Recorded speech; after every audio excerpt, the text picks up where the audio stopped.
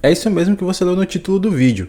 A gente tem que aceitar de uma vez por todas que essas 3 horas que a gente passa nas redes sociais vendo a vida dos outros, comprando briga de famoso que a gente nunca viu na vida, ou salvando aquelas receitas que a gente nunca vai cozinhar, não tem relevância nenhuma. É zero. A internet fez achar, principalmente nos últimos anos, que tudo que a gente faz nela e nas redes sociais é importante. Mas eu faço um desafio para você. Se você deletar todas as suas redes sociais agora, nesse exato momento, nada na sua vida real muda. Ou você vai dizer que eu tô mentindo?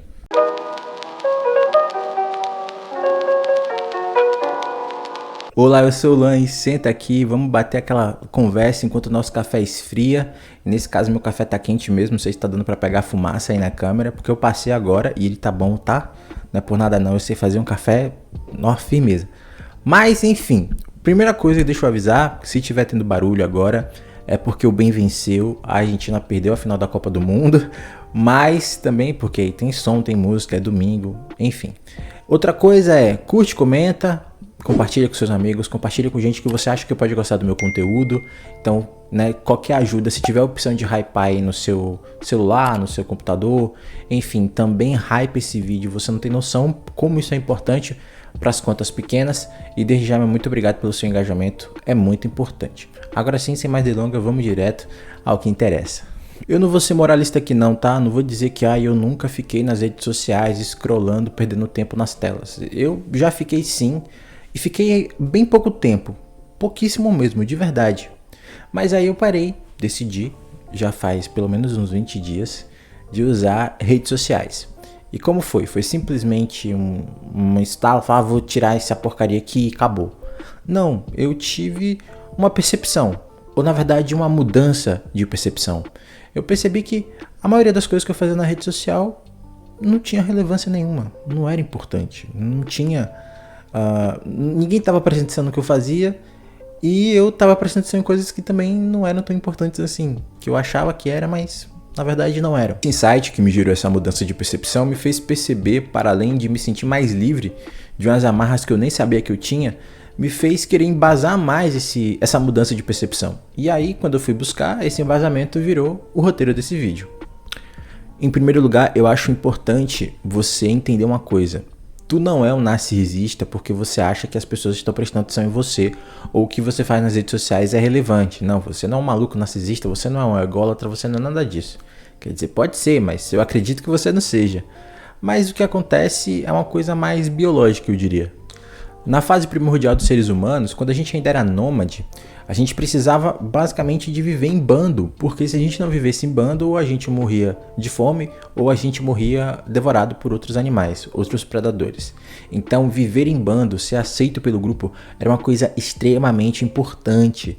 Essa ferramenta cognitiva de ficar hipervigilante sobre o status social e sobre a aceitação do grupo era extremamente importante para a gente sobreviver. Então, o nosso cérebro desenvolveu esse estado de hipervigilância social para gerenciar a nossa vida no bando que a gente tinha na época, como que a gente era nômades. E sim, homo superior, tô pensando em X-Men. Os Homo sapiens também foram nômades durante uma parte aí da sua trajetória até hoje, né?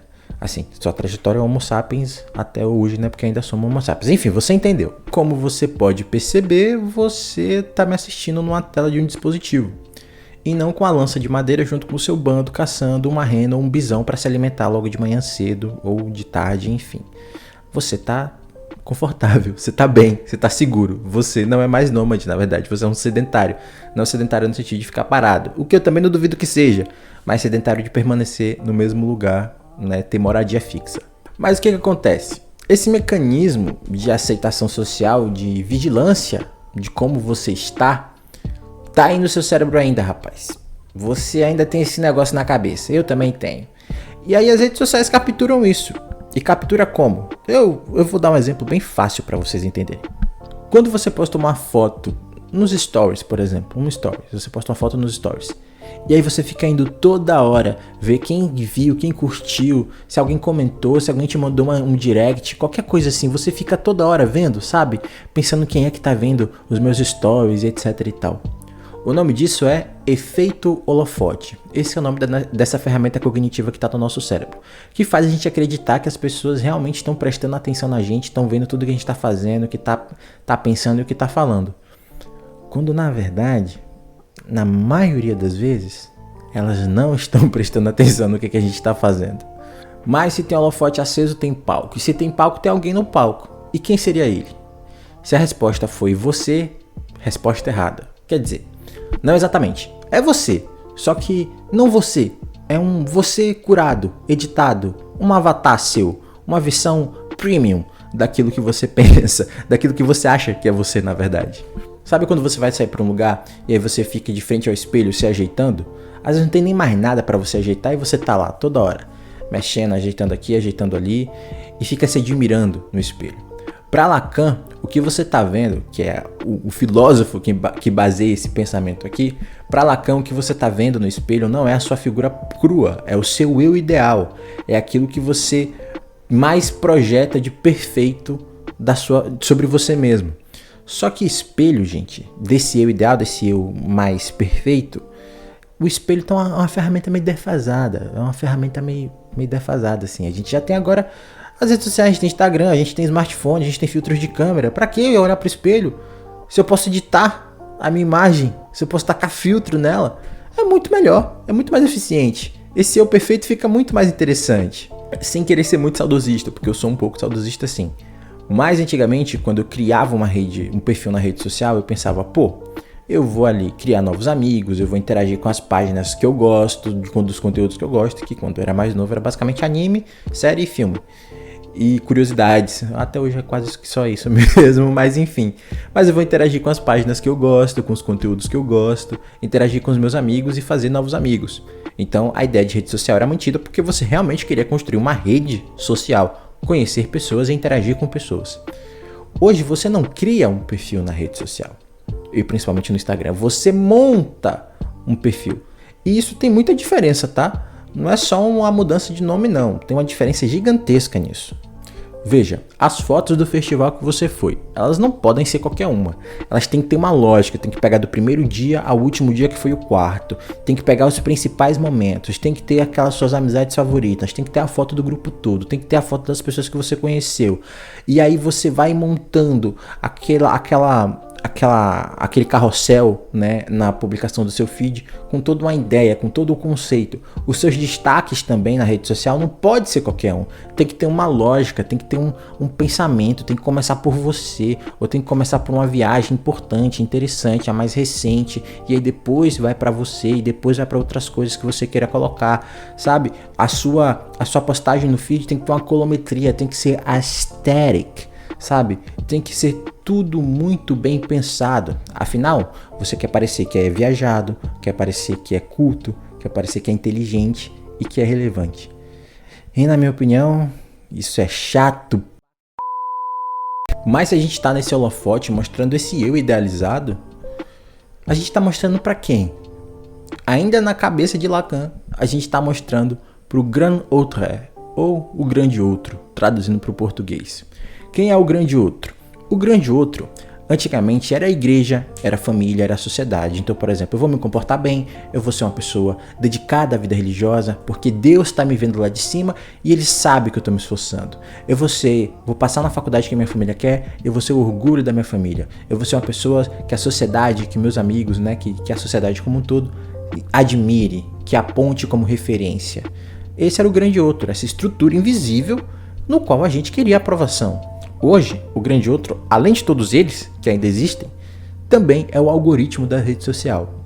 Vou dar um exemplo também muito fácil de se ver. Quando uma adolescente faz uma dancinha junto com seus amigos e suas amigas para postar nas redes sociais, ela não faz puramente ou exclusivamente apenas porque gostou da dancinha, mas sim porque quer que o algoritmo goste. Quer que o algoritmo aprove, quer que o algoritmo olhe e fale, eu vou entregar para mais pessoas, e que ela veja e fala, nossa, o algoritmo está entregando para mais gente, as pessoas estão gostando da minha dança, estão gostando de mim, estão gostando do meu carisma. Isso, inclusive, dá um egozinho a mais nas pessoas, as pessoas se sentem mais importantes do que elas realmente são. Mas enfim, esse grande outro, ele vai dando essa essa aprovação. Quando você posta, você não quer postar para as outras pessoas, você quer postar para o algoritmo gostar, e aí sim o algoritmo entregar para outras pessoas. E aí vira um ciclo, sabe? Você tá sempre alimentando e servindo a esse grão ou esse grande outro. Se eu acho que tá todo mundo prestando atenção em todo mundo, editando sua imagem, postando para esse grande outro, me parece que não tem muita coisa que é verossímil, sabe? Que é palpável. O que é real nessa história toda? Bem, o que é real nessa história toda? Nada. Absolutamente nada. E é aí que outro francês chato entra na conversa. Jean Baudrillard. Jean Baudrillard, e de maneira bem curtinha aqui, eu vou trabalhar esse conceito com vocês. Jean Baudrillard, ele trabalha com o conceito de simulação, simulacro e hiperrealidade. A simulação é, por exemplo, um filme ou uma fotografia. É uma representação daquilo que é real. Então a fotografia, que é um registro de um momento, ela é só importante porque ela registrou um momento que é real, que existe ou que existiu. A pintura é a mesma coisa, a arte é a mesma coisa, um filme é a mesma coisa. É claro, às vezes o filme não é sobre uma história real, mas são com pessoas reais, com gente conversando, com gente atuando ali, simulando uma realidade, simulando algo que pareça real. Deu para entender? O simulacro é o sinal, ou seja, a imagem pela imagem. Não precisa ter lastro nenhum com a realidade. Não precisa parecer com nada que é real, necessariamente. Vou dar um exemplo. Logomarcas. Logomarcas é um simulacro puro. Você vê uma logomarca, você já identifica como é. É um sinal, é uma ideia pela própria ideia. Não tem verdade atrás da ideia. É ela por ela mesma. E aí eu vou dar um exemplo muito interessante.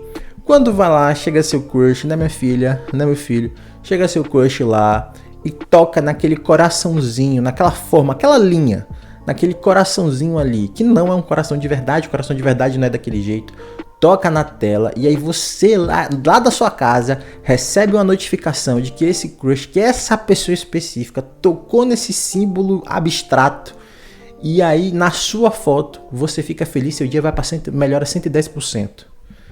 Não tem um símbolo, não tem uma base de realidade. Aquilo ali é o símbolo pelo símbolo. É uma imagem pela imagem. Não tem lastro real. Você percebeu? Foi só um cara que foi lá na tela, tocou e isso representa determinada coisa, mas que não é tão relevante assim. Vamos ser sinceros? E aí, pra gente entender melhor essa história toda, o Baudrillard usa uma fábula de um argentino chamado Borges, que ele fala sobre um império, né? Nessa fábula existe um império e os cartógrafos desse império fazem um mapa tão preciso que ele cobre toda a extensão do território do império, a ponto de você não saber o que é rua e o que é a rua sinalizada do mapa. Com o passar do tempo, os cartógrafos morreram, o império se diluiu, ruiu, o território foi alterado e aquele mapa, que hoje é só pedaços, se tornou uma coisa inútil. Na moral da história de Borges, o que ficou inútil e velho foi o mapa. E a realidade, como sempre, permanece, muda, altera. A realidade sempre permanece. Só que para Baudrillard, meu amigo, a história é diferente. O que ficou velho, o que a gente pode jogar fora, é a realidade. A realidade não serve para mais nada. A gente está na hiperrealidade, que são esses conjuntos de simulacros. Esses sinais pelos próprios sinais. É a ideia pela própria ideia, o símbolo pelo próprio símbolo. Não tem sentido na vida real. Vamos ter uma conversa séria aqui. Um exemplo, hoje uma criança de 11 anos, de 12, enfim, um adolescente, ele vai pro Roblox e fica horas no Roblox. Porque as únicas interações sociais que ele tem com garotos da idade dele, e às vezes não é pessoas da idade dele, né, porque o Roblox não faz muito para impedir que gente adulta converse com criança, mas enfim, mas as únicas interações sociais que ele tem é dentro desse jogo, é dentro do Roblox.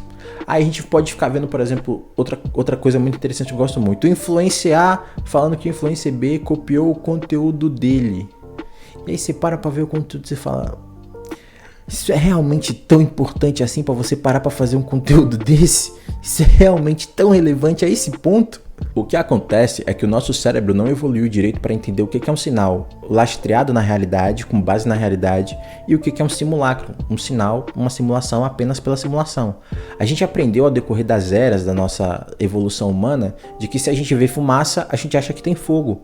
O problema é que na internet tem alguém com a máquina de fumaça soltando fumaça para tudo quanto é lado, e aí você acha que tem fogo pegando em tudo quanto é lado na internet. por isso que você cai nas suas polêmicas. E aí que entra outro tópico interessante, que como a gente vive desses símbolos, dessas coisas, dessas ideias de que realmente é uma coisa tão importante, tão relevante, nessa simulação, a gente acredita e a gente é capturado, na verdade, por uma coisa chamada viés da negatividade. Eu vou dar um exemplo muito claro aqui, e talvez até um pouco polêmico. Se você é um cara de esquerda, a internet vai, as redes sociais, o algoritmo vai mostrar pra você o fascismo nascendo na sua cidade vizinha. Vai nascer ali um novo ditador fascista que vai destruir o Brasil. Se você é de direita, aparece um vídeo de uma pessoa falando que é boiceta e fala ele o delo. Aí é claro que você vai ficar revoltado, é claro que isso vai ferir no seu sentimento, porque você acha que tem fogo. Mas é só fumaça, é só para capturar sua atenção, é só para você achar que tem alguma coisa importante quando na verdade não tem.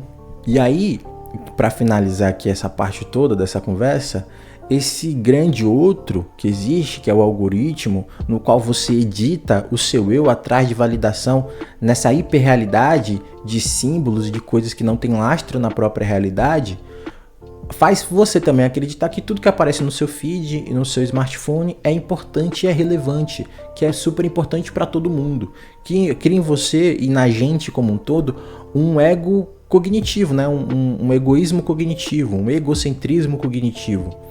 E na verdade, quando a gente para observar, o que a gente vê é uma bolha. E não é uma bolha tão grande assim também, né? Para finalizar, pessoal, para esse vídeo não ficar maior do que provavelmente já tá, só quero fazer uma reflexão breve aqui com vocês. Tudo que eu falei aqui agora é para que a gente tenha um panorama, uma visão de como as coisas são, e são complexas. Eu ainda dei uma enxugada muito grande em todos esses conteúdos, sobre esse eu idealizado, sobre o grande outro, sobre o simulacro, etc e tal. E eu acredito que não existe uma forma fácil de você se livrar disso, e eu acho que você nem se livra completamente disso. Eu parei de usar as redes sociais, eu me sinto mais livre, eu sinto que eu tenho mais tempo, eu sinto que eu estou mais concentrado. Eu sinto até que meu TDAH tá melhor, que eu consigo me concentrar mais. Até falar de forma mais cadenciada, porque antes eu falava muito mais rápido do que eu estou falando agora. E aí eu sinto que eu estou conseguindo cadenciar mais minha voz, porque eu estou conseguindo ter mais tempo de concentração. E é claro, eu ainda, como eu falei, eu acesso no computador, eu preciso acessar, digamos, dessa forma, né? Até porque eu quero trabalhar com isso, eu tô aqui gravando pro YouTube. Então, né, eu preciso estar aqui nas redes sociais prestando atenção. Mas ao mesmo tempo, criar um afastamento disso, um afastamento dentro do possível, e eu sei que as realidades são muito diferentes, eu acho que é necessário. E eu acho que conforme a gente cada vez mais se afasta, a gente vê menos necessidade de estar presente. Sabe, antigamente não, até pouquíssimo tempo, quando eu tava nas redes sociais, algumas coisas me incomodavam vendo a gente falando determinadas besteiras e tal. E isso me incomodava e eu ficava revoltado. E o cara lá na casa da desgrama, sabe, vivendo a vida dele, falou a besteira dele, ele tá bem, e eu ficando com raiva na minha casa. Aí eu falei, não, gente, desculpa, não dá pra mim. Não, de verdade não dá. Eu preciso criar um distanciamento disso. E desses 20 dias pra cá, esse distanciamento tem mostrado vários benefícios. Não é fácil, sabe? Você tem memória muscular, você tem hábito de olhar as redes sociais, ficar scrollando tela, mas é quase um processo de desmame, né? De quando você tem algum vício. É gradativo, é aos poucos e tem que ter muita vontade. Eu, como estou aproveitando das benefícios, né, desse processo de ficar sem redes sociais, eu acredito que está sendo mais fácil do que eu imaginava, até porque eu gosto muito de ler, eu gosto muito de assistir, eu assisto documentário, eu assisto série, eu assisto filme, sabe, eu jogo, e aí até a rede social me tirava um pouco disso, porque o tempo que eu passava 3, 4 horas, às vezes até 5 ao decorrer, né, no acumulado do dia, fazendo essas coisas, hoje eu junto tudo, eu jogo um jogo, vejo um filme, leio um livro, sabe, é um tempo que eu consigo me organizar melhor, né, para fazer de uma vez do que ficar perdendo tempo ali, e quando vê você já não tinha mais tempo para nada. É isso, eu vou ficando por aqui, o vídeo de hoje vai ficando por aqui. Se você gostou, não esquece de curtir, comentar e compartilhar. Comenta aí qual é a sua percepção sobre esse assunto. Todo o seu comentário é muito importante e relevante. Eu vou ficando por aqui e até a próxima.